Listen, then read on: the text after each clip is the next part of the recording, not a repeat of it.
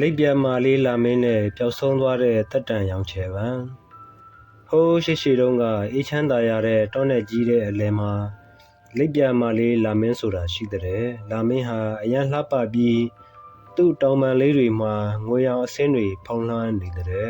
သူဟာတစ်ပင်ပန်းမှန်တွေအပွင့်အသီးတွေပြည့်နေတဲ့ဒီတောအုပ်လေးကိုအရန်ချစ်ရှာတဲ့လာမင်းတို့ရဲ့တောအုပ်လေးမှာလျှို့ဝှက်ဆန်းကျဲတဲ့တက်တန်ရောင်ချယ်ပန်းဆိုတာရှိတဲ့ဒီပန်းလေးဟာတစ်နှစ်တစ်ခါပဲပွင့်ပြီးသူ့ရဲ့အလင်းရောင်ကြောင့်တောအုပ်တစ်ခုလုံးကအပင်တွေတိရစ္ဆာန်တွေကျမ်းမာရှင်လန်းကြတဲ့လာမင်းရဲ့သူငယ်ချင်းလေးတွေကတော့ဖရွဲစိတ်လေးဘီလူပိုးတောင်မာလေးမှုန့်မှုန့်နဲ့ခြေကလာလေးချစ်စုတို့ပဲဖြစ်ပါတယ်သူတို့အားလုံးဟာတောအုပ်ရဲ့ကံကြမ္မာဖြစ်တဲ့တက်တန်ရောင်ချယ်ပန်းကိုအမြဲဂရုစိုက်ကြတဲ့ဒီနေ့မှာတော့လာမင်းတို့တောအုပ်လေးရုတ်တရက်မှောင်မိုက်ပြီး၆သွေးလာပါတယ်အပင်တွေညှိုးနှမ်းလာပြီးတရဝါလေးတွေလည်းနွမ်းနယ်လာကြတယ်လာမင်းစုံစမ်းကြည့်တော့တက်တန်ရောင်ချယ်ပန်းကြီးဟာ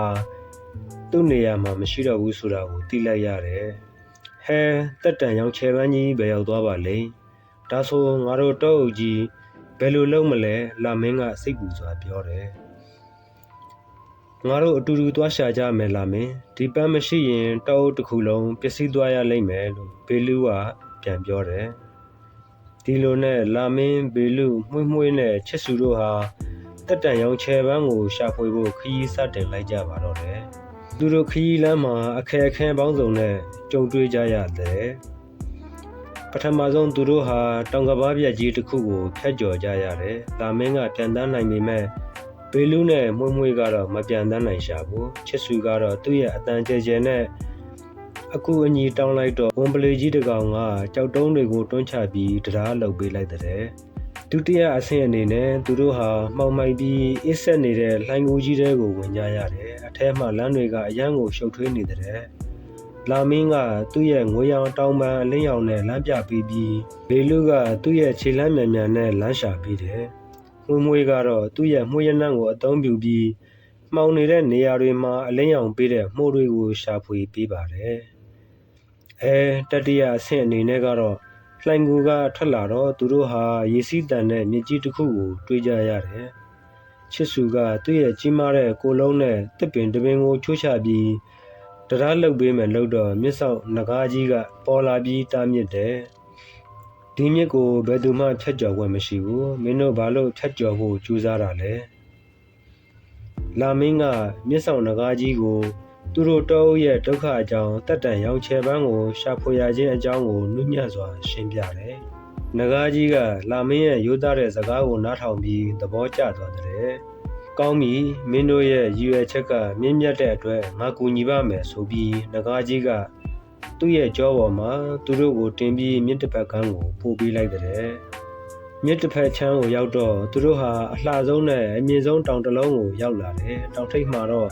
ရွှေရောင်ငွေရောင်တက်တန်ရောင်တွေနဲ့တောက်ပတ်နေတဲ့တက်တန်ရောင်ချယ်ပန်းကြီးကိုတွေ့လိုက်ရပါတော့တယ်ဒီပန်းကိုမာနာကြီးပြီးတကိုယ်ကောင်းဆန်တဲ့ခြေကလာကြီးကောက်ချစ်ကခိုးယူပြီးသူ့ရဲ့ပုပ်ကိုယ်ရေးဥယျာဉ်ထဲမှာဖွက်ထားတာကိုသူတို့သိလိုက်ရတဲ့လာမင်းတို့သူငယ်ချင်းတွေဟာကောက်ချစ်ကိုဘယ်လိုပြောပြရမလဲဆိုတာစဉ်းစားကြတယ်လာမင်းကကောက်ချစ်စီကိုပြန်တန်းသွားပြီး